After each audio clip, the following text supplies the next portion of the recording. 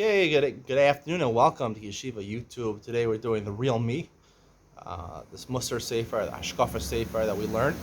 Today is chapter 14. It's titled Conceit, What Is It? Conceit, Arrogance, what exactly is it? In the last chapter we talked about reconciling the fact that on the one hand we want to feel good with ourselves, we want to feel exalted with themselves, that the author suggests is very important in today's society, to feel exalted, to feel special, not to feel downtrodden and bad about yourself. But we know the Torah says gaiva is a bad thing. Right? Gaiva is a bad thing. Conceit is a bad thing. So what is good gaiva? What is bad gaiva? He opens up with the chapter with saying that Hashem actually is called, Ga'ah. Ga'ah. Shir Hashem Ga'ah. Mizgal al Chayes HaKodesh. Right? Hashem is someone who has gaiva. Hashem has gaiva. Wait a second. Hashem is the ultimate good. He can't have gaiva. He has to be honored. So Hashem has gaiva must be a pretty good thing. But then he says there's something called Gasas Haruach. And the Gemara in Sota on Daf Hey, this says Gasas Haruach is a terrible thing. So he distinguishes in gaiva and Gasas Haruach. This is basically the theme that he offers in this chapter, is that the difference between gaiva and Gasas Haruach is gaiva is when you take pride in your physical attributes. Let's say you're handsome or wealthy, or he has certain talents.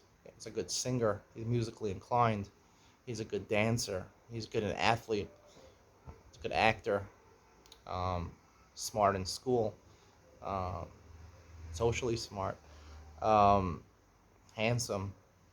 So these things Hashem gave you. He endowed you with. You didn't do anything to get them. So you shouldn't be proud of those things.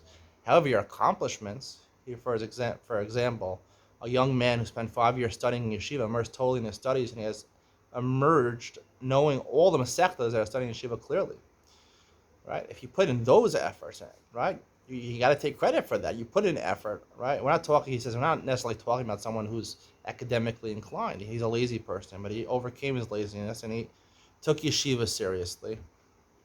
He says that to feel good about that, to feel proud about that, you should, but you shouldn't lead to Gasas Haruach. Gasas Haruach Gasas means very big, very big.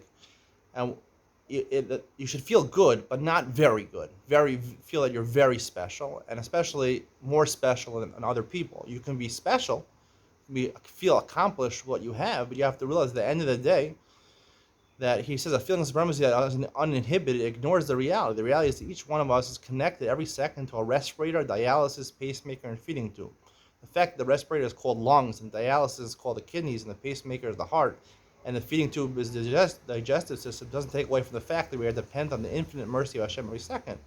Right? Hashem is keeping us alive every second. So you can't feel so great about that. To feel proud of what you did in yeshiva, right? The effort that you put in, you should feel proud about that, but not so proud that you deny the fact that everything you have really comes from HaKadosh Baruch Hu.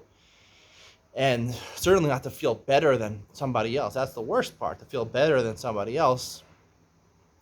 And that's what he says. We must remember that Hashem is the one who helps us choose good, and that there's always a lot of work ahead. And let's remember the world is made up of a lot of people, and they have rights just like we do. They also deserve respect and credit for what they do. When you remember all this, it's right and proper to feel exalted. When we forget the reality, and it is forbidden deviation. That's the difference. He says, God is proud. You're proud of your accomplishment. Gasas Haruach is when you're too proud, meaning where it obfuscates the fact that HaKadosh Baruch was giving you everything, and it makes you feel superior to other people. Everyone is good in their own right. You don't know if that person is really better than you. That's the way he makes the distinction. Now, that's the author's distinction. I think it's true what he's saying. There is in Gaiva and Gasas Haruach. There are different mentions in Chazal, different words. It's a very important distinction that he's making.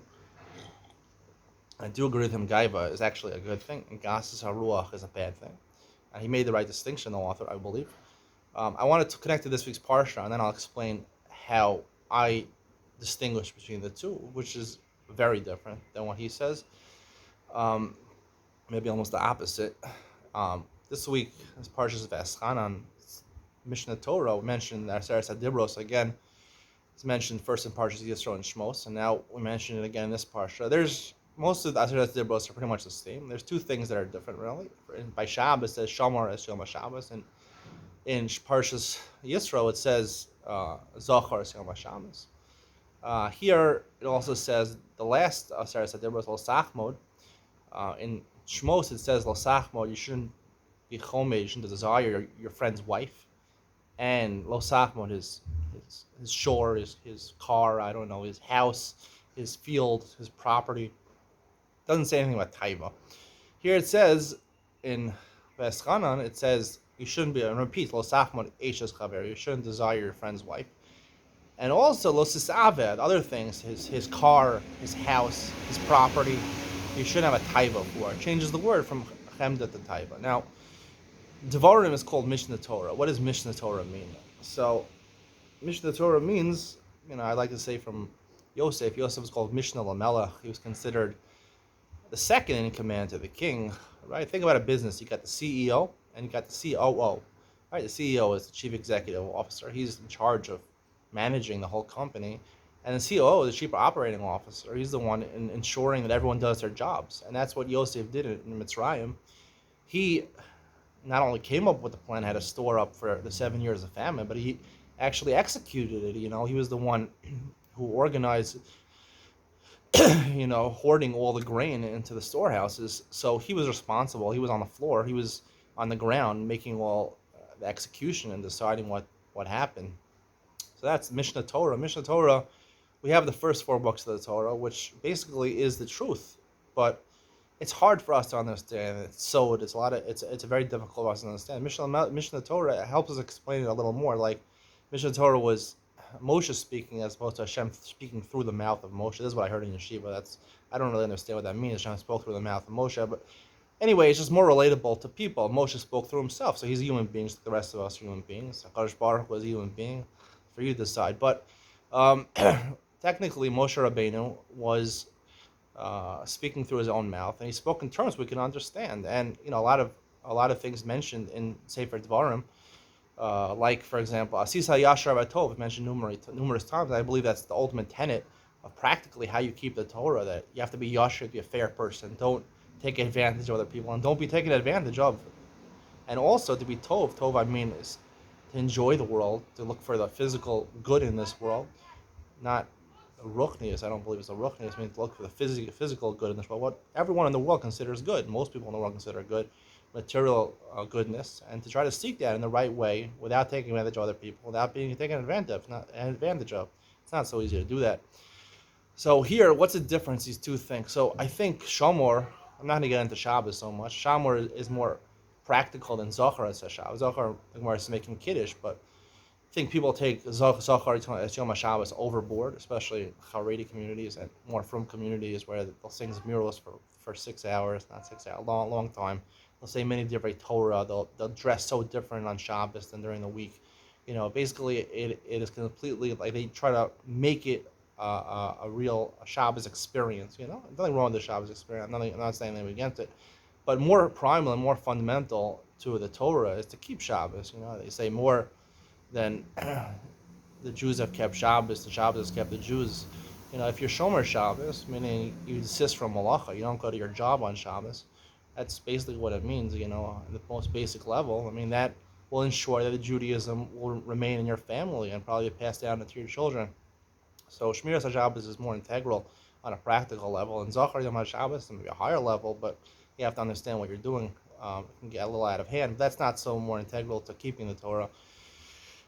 And the second distinction I want to talk about, Lo Sisave. Now, Taiva literally means, it's talked about in Sefer Dvarim. Taiva it's talking about the boundaries of Eretz Yisrael. It's boundaries, it's borders. Taiva, Taiv. It's the boundaries of Eretz Yisrael. I have a Taiva. Lo Sisave don't have boundaries. When it comes to your wife, your friend's wife, Lo Sachmo, meaning if she's married to your friend, you really can't do anything about it. I mean, unless they get divorced, he's going to remain married to his wife. Don't try to commit adultery with her. Let slow sin off, and don't be jealous, or he might have a beautiful wife, but nothing you can do about it. Go marry a beautiful wife yourself. But when it comes to other things like possessions and like cars and houses and swimming pools and fields and property, so materialistic gains, just like he can buy a Lamborghini. If you want to buy a Lamborghini, I don't know why you want to buy that, but if you want to buy a Lamborghini, you could buy it also. You could earn the money. You could try to earn the money and to get it also. And connected back to this book over here, the Sefer, I think personally the distinction between Gaiva and Gas Ruach is a little different. That Gaiva is exactly the opposite of what he's saying, meaning to be proud of physical, bodily things that you have, Gashmias, to be proud of those things, that you should be proud of. You should be, if you're a good-looking person, you should be proud of your good-looking person. You can even mention that you're good-looking. You shouldn't take it overboard and go crazy, but you can mention you're good-looking. If you're a wealthy person, you can mention that you're wealthy. You don't have to shove it in people's faces. If you're a great athlete, you should try to be the best athlete you can. Try to dominate and try to win to make it to the NBA like Ryan Terrell. But if you can do it, but take it to its maximum. You're a great singer, right? Show off your voice. Shalom Lemmer, get out there. He's out there. Shalom Lemmer is signed by a non-Jewish record label over there. So if you have that voice, you got that tenor voice like Shalom Lemmer, show it off. I think these are great things, and you should take them to the extreme. This is what I was talking in the last chapter, that things you're really good at, you should show off. And even though, yes, they were talents that were given to you by God, but you should take them, you have to take them and use them. Just because you're given something doesn't mean you should hide it. If you're hiding, that's the worst thing to do is hide it. And not only that, but as men know, right, women associate, men compete. That's just the way it is. Men will always compete with each other. Men, that's why they play sports, Sports is mostly played by men. Women who play sports, I mean, they do compete. There's the WNBA. They do compete, but it's not the same. Women don't feel the same drive to win, to compete, to beat somebody else as another woman. They're like associating with each other more than competing. Men compete with each other, try to be the best, and you should try to beat everybody else and be the best. And that's the Torah telling you in Mishnah Torah, right? Practically, there shouldn't be any boundaries over there. If that guy earned a great car, earned a great house, he was successful in his business, you try to create a startup, try to earn money also. You shouldn't overtake your life, but you should try, and physically and materialistically, you should try as much as you can, not only to be proud of what you have, but to further and use them for your material gain in a fair and just way. And try to beat everybody else, because that is what a man do. A real man tries to beat everybody else. There's nothing wrong with that. That's the way we were born. You don't go against your nature. I don't believe you should go against your nature. Whether nature is an important thing, you go with it. You don't try to fight it. However, Gas Haruach is exactly what it says. Haruach, right? There's Gashmias and there's Ruchni. Mashiv Haruach Amar Geshem. Ruchnius, generally, people associate Ruchnius as learning, davening, but I think in a more basic sense that can relate to everybody else in the world, it's about knowledge, the distinguishments you have from knowledge. And Torah is one of those things. People who know a lot of Torah, you can know a lot of knowledge. You could be a big professor in a big university, someone who's very knowledgeable about mathematics, like Albert Einstein or something like that, but that's Gasas Haruach, meaning too much of that, being proud of that, and especially just furthering that, right? Even if you're blessed academically with, to do well in school, you shouldn't seek to just know everything, unless the purpose that you're learning about it is to keep the Torah or to keep the world, to be socially successful in the world. To learn things on Google, I think, is a great thing, as long as you're going to use it, right? You're going to learn how to make a margarita. You're going to actually drink margarita. To learn how to make a margarita, not to drink it, is the worst thing in the world. You got to learn how to do it and use it. Obviously, you can't drink margaritas if you don't know what's in a margarita. You can't make it yourself. But if you know what's in a margarita, you should make it yourself, and you should have fun with it. And you should do it. You should learn about these things. But people who just spend their whole lives trying to be smarter than everybody else and more knowledgeable than everybody else, and especially a lot of these people as professors, and to a certain extent, certain Rabbonim spend, a lot of people in Kollel, they spend their whole lives trying to accumulate more knowledge and more knowledge. And it's Gasus HaRuach, Gasus HaRuach, Ruchnius, Gasus HaRuach, when you have a large amount of Ruchnius, and that is it's disproportionate to what you're doing in the physical realm.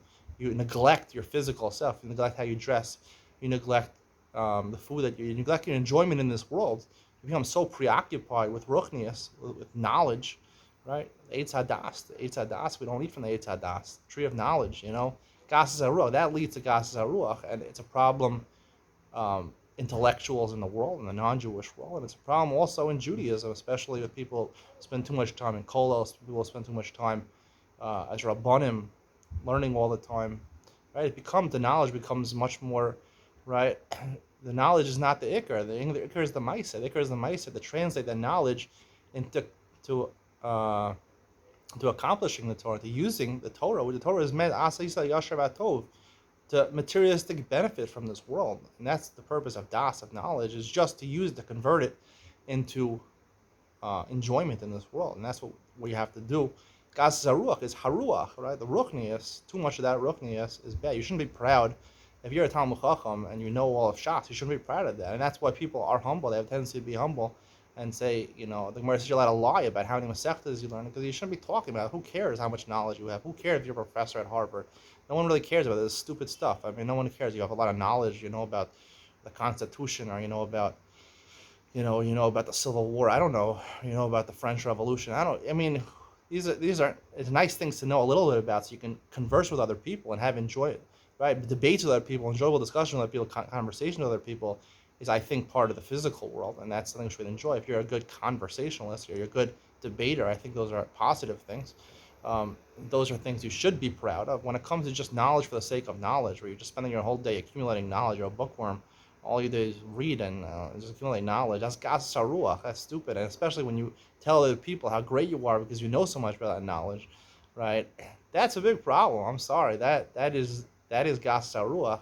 Gaiva is when you're proud and you further yourself in materialistic ways. Even if you're blessed with those talents, just take them. You have to take them further. You have to further them. When it comes to knowledge, when it comes to ruchnius, that you should be humble about, and you shouldn't talk about. You have to learn certain things. You have to accumulate certain knowledge, but don't talk about it. Don't be so proud of it, because it's not important. It's the Eitz Hadas.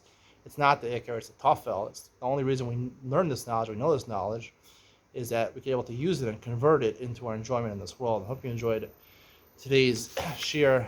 See you in the next one.